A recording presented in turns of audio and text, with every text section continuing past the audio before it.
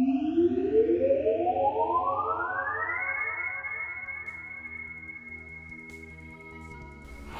again. Now, since in the previous video we talked about first level characters, today we'll be talking about damage scaling and where to go after being first level. As stated last time, the scaling should reflect the goals of the game. If your goal is to slay dragons, then you should really probably scale high enough to, be able to slay a dragon. If your goal is to keep people terrified of eldritch horrors, however, the scaling isn't going to go so high because the players aren't supposed to kill them. It just turns it into an action game instead of a horror game. Now, I could talk about scaling in general for ages, but I'd like to keep the video to the same length, so I'm going to narrow it down to just damage scaling for now, and focus around the concept of high fantasy. Damage scaling is a bit tricky because it requires some math, and has more factors than just the damage itself. For example, you go from a 50% chance to hit up to a 100% chance to hit. Even if your damage per hit never increases, your total damage over time has doubled. Critical hits are usually portrayed as a chance to deal double damage as well. The thing is, double damage is literally just that, double the damage. But if your damage output doesn't increase, but you go from a 50% chance to critically hit up to a 100% chance to crit, you've only increased your damage by about a third over time instead of doubled it. Since a lot of people aren't that good at math, here's the basic breakdown for how this works. Each full hit is 100 damage, we'll say. If you miss, you deal 0 damage. If you hit, you deal 100. If you crit, you deal 200 for the purposes of this example. If you swing twice, hitting once and missing once, you only did 100 damage. If you hit twice, you did 200 damage. Yay! Twice as much. If you swing twice, hitting once and critting once, you did 300 damage. If you crit twice, you deal 400 damage. Not bad, but while that 400 damage is a lot more than the 200, as a percentage, it's actually lower of an increase. The advantage of crits is that they do a bunch of damage upfront first, and they deal damage above and beyond your normal capacity. Unfortunately, many game designers have a habit of putting way too much weight on critical hits, treating them as though they're remarkably overpowered when they're normally not that strong. It's not that difficult to balance around critical hits, oddly enough, but it does require some planning things out a bit in advance, and keeping track of damage over time, working with the chances of a lucky streak on the dice, and mitigating the randomness to it. So, note that critical hits are usually not guaranteed in most games. They aren't Saorsa, but that's an exception rather than the rule. And the problem with this is that anything that's unreliable has to be made stronger to make up for the fact that it's unreliable. Okay, let's take this to the mathematical side again. If you have two players fighting, and one deals 100 damage consistently every hit, and the other might do 200 damage or 0 damage with a 50-50 chance, who wins in a fight? Largely comes down to luck at that point. Their damage over time is identical across a few thousand hits, but in short bursts. The one doing random damage may miss every single swing, or may butcher the other at a rapid pace. Here's the thing though, is that the best case scenario for the critical hit spammer is if they win, they're at 50% health. They did twice the damage, so we're only half dead when they won. The worst case scenario for the critical hit spammer is that they lose. and their opponent, the steady damage dealer, was never harmed and is still at 100% health. As such, even though their damage over time is the same, if we put 100 of the steady damage dealers up against 100 critical spammers, the steady damage dealers would win almost every time. But why? Because every time a crit spammer wins, they're still crippled. If a steady hitter wins, they're statistically going to have more health left over on average, and that will let them help the next fighter out. The only counterbalancing force to this is that the crit spammers will have a few that win that much faster. So 2 versus 1, the steady hitters earlier on in a fight. Averaged out as a whole, however, the critical hits lose out. Their burst damage just doesn't make up for the consistent damage output's higher life on average. Such is the nature of unreliable stuff. It always has to be made stronger to make up for the fact that it's unreliable. Even if that weren't mathematically sound, the very nature of needing that one killing blow, the enemy that only has 100 life left, and it doesn't matter if you hit for 100 damage or 200 on a crit. The fact of the matter is you only need the one hit. If you deal steady damage, you know for a fact the enemy will die and can plan around it. If you rely on crits, you may not get the damage you need. Let's say if you're doing 50 to 150 a hit. Yeah, it's the same damage over time, but that unreliability puts you at a disadvantage. Anything from 101 to 150 is wasted damage. There's no advantage to having it. Anything from 50 to 99, the enemy doesn't die. As such, instead of 50 to 150 damage, you'd probably have 50 to 200 damage to compensate, so that earlier on in the fight you'd be more likely to lower them into the range where getting a 50 on that last hit would bring them to that point that they die. So that's basically how it works. Anyway, this is why crits are messy to balance. It's not that they're too strong by their nature, it's the luck aspect that makes them unreliable, and therefore they have to be shifted and balanced to be stronger to make up for such. Once they're stronger to make up for that unreliability, though, then you're stuck with critical hits usually doing too much damage due to that overcompensation. And there's never really a sweet spot where it's just right. It's always too much when you hit and too little when you don't. What's odd about this is that at low levels, critical hits are usually pretty rare. About 5% of the time, we'll say, for most games. They're highly unreliable, and while they do lots of damage, most things don't have more than one hit's worth of damage to take in most games, so critical hits aren't worth balancing around. Oh dear, you one shot like the skeleton. Big deal. Now, later on in the game, as characters level up and get more gear, we find things change a bit. Crits become common enough to be semi-reliable.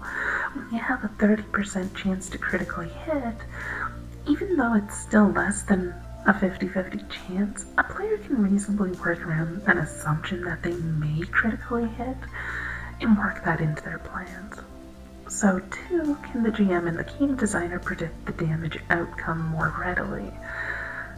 The same thing goes on with miss chances. As characters get higher in level, players get more options in how to ensure a better chance to hit, making it more reliable. This makes it easier for everyone involved to predict how combat will go, and as combat becomes more predictable, it becomes easier to balance.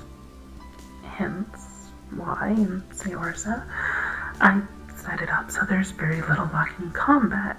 You hit guaranteed and critically hit guaranteed when you so desire. Trade-off is the action points invested, positioning, stuff along those lines. is our choices made by the players, not by the dice, and that makes the game remarkably easy to balance compared to other games. There's not much in the way of scaling to hit, it only scales in chance to hit or crit against people defending against such actively, and even then, it only scales against those who are weaker at such. An equally skilled attacker and defender will consistently have about the same chance to hit or block whether they're level 1 or 20. It scales at a consistent rate with each other in this case. The reason why I bring this up is it's still pertinent to scaling. With Saorsa setup, you get more options as a character progresses. For example, a level 15 may have a guaranteed chance to block 100% of any attack against her by a level 1 enemy. But if there's 15 enemies and you only have time to block 10 hits, that means just by the weight of sheer volume, a massive weaker enemies can overwhelm a stronger character and still get a few hits in. This means the player now has to choose to minimize damage from the swarm, or intentionally let more hits through so she can kill them off and lower the damage in later turns. Anyway, let's get back to damage scaling, and especially when it comes to weapons themselves. A flat plus X damage boost in Pathfinder, for example, makes a weapon almost pointless in determining the damage at later levels. 1d4 for a dagger or 1d10 for a longsword doesn't matter that much when you have a plus 25 damage bonus. 26 to 29 isn't that much different from 26 to 35. That same dagger and sword, however, are much more differentiated between at lower levels. We have just a plus 2 to damage.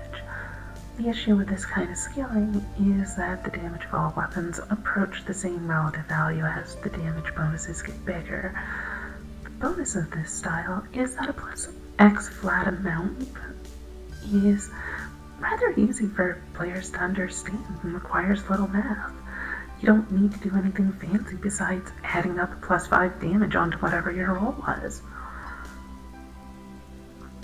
An alternative method is handled by percent increase, a la Anima Beyond Fantasy.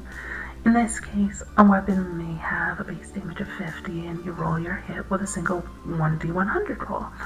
How much higher you roll than your opponent alters the percentage of damage you do. If you barely beat out their defensive roll, you only score a glancing blow and deal 10-30% of that weapon damage, which you'd simply look up on a single handy table. If you scored a very large margin of success, you might do 140% weapon damage. Again, you simply look up the value on the same table and you're done. This method is a bit more messy as it requires either a bit of math or referring back to the table all the time. But it does mean that using a dagger instead of a maul makes a pretty big difference on the damage you do. Due to the clunkiness of having to refer to a table, I personally went with consistent damage in Saorsa. Like, a character might have a 50 base damage weapon. Yeah, after that it's simple increases and decreases, which rarely change. If your strength bonus is 70% bonus, then you figure it out once, plus 35 raw damage. You attach it to your weapon. There no longer needs to be a change again. Using a stronger attack just means you increase the base damage by a multiplier again. If you do a bigger hit that gives you a plus 50% damage hit, that's another plus 25. Yay! Toss that on top of your plus 35. Armor is a straight reduction. Minus 80% damage reduction in this case is just minus 40. So a bigger strength bonus or attack type bonus will override or cancel out the armor entirely. By having weapons deal set, flat damage and no rolls for the damage, leaving it up to the attack type chosen, players can figure these things out in advance. They know their plus 50% damage attack is worth plus 25 damage, and they can write it out in advance or learn it pretty easily and they don't have to concern themselves with it again, so there's little need to revert to a table. So long as every weapon's damage is always a multiple of 10, and all multipliers are additive rather than multiplicative, it keeps these of a plus X damage bonus, but at the value of a plus percentage damage bonus for making weapons themselves matter. The downside with the Saorsa method is you can't really roll dice for damage. It always has to be a flat value, or the dice would have to be added on separately after the roll. If you're not building your entire system around a minimal amount of rolling dice, it probably won't work out so well for your game. As such, there's always a trade-off somewhere. Now, from there, let's get into spell damage. The thing about spells is that they rarely get reduced in damage in most games. Most just have a fireball always do full damage of what's rolled, so 46 fire damage is 46 fire damage and probably won't have any reduction taken. This can be tricky to deal with because spells often scale differently than melee in most games. So, in a lot of games, a spell's damage is a linear progression. You start with like 1d6 at level 1, and you get 10d6 at level 10, that kind of deal. There are exceptions to this, but it's not super common. Generally speaking, a spell scales differently than melee damage does. Another major issue here is that spells don't tend to critically hit, nor do they tend to miss. As such, the damage on a spell is fairly predictable. A 10d6 fireball will do on average 35 damage. And while its total range is 10 to 60, it becomes vastly less likely to roll a given number as you get towards the extreme values. Nailing a 60-point fireball means rolling 6 on a 6-sided die 10 times in a row.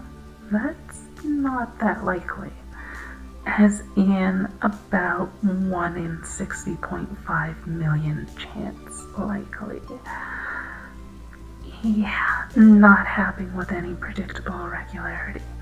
At that point, the balance isn't around rolling a 60, it's around rolling high, as in 50 to 60, which is a much larger range and fairly easy to say is reasonable to occur somewhere in there.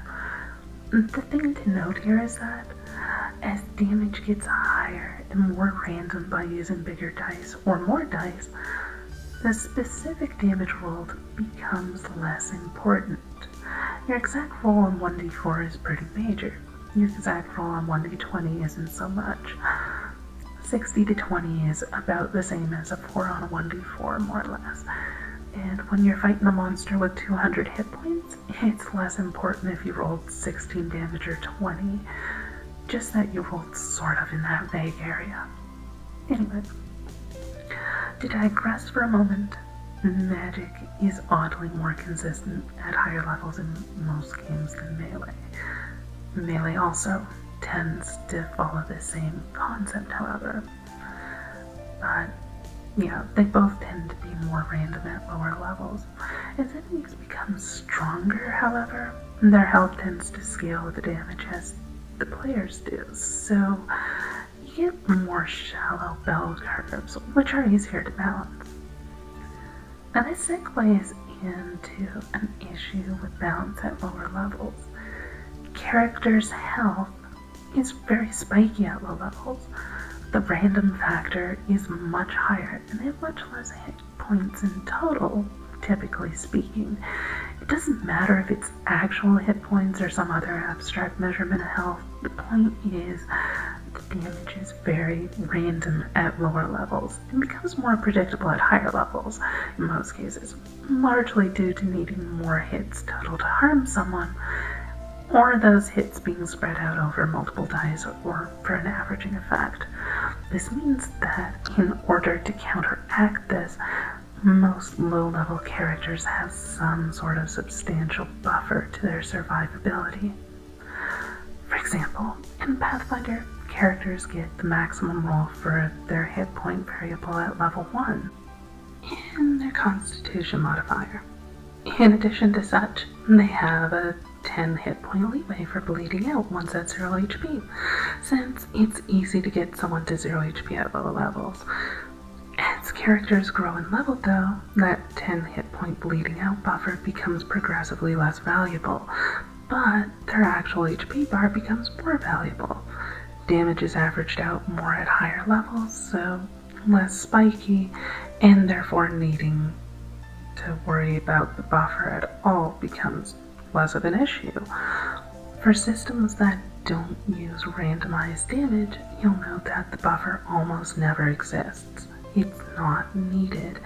If an enemy guaranteed does 4 damage hit, the players can work around that and predict when they need to fall back much more consistently than if that same enemy did 1 to 8 damage hit at random. It might also do nothing, or it might score a critical hit and deal 16 in one shot instead of 4. That level of randomness makes it hard for players to utilize tactical planning and largely leaves a mess on the battlefield at lower levels. As such, even though damage increases heavily at later levels in most games, the consistency of that damage becomes greater, more predictable, and more tactically useful.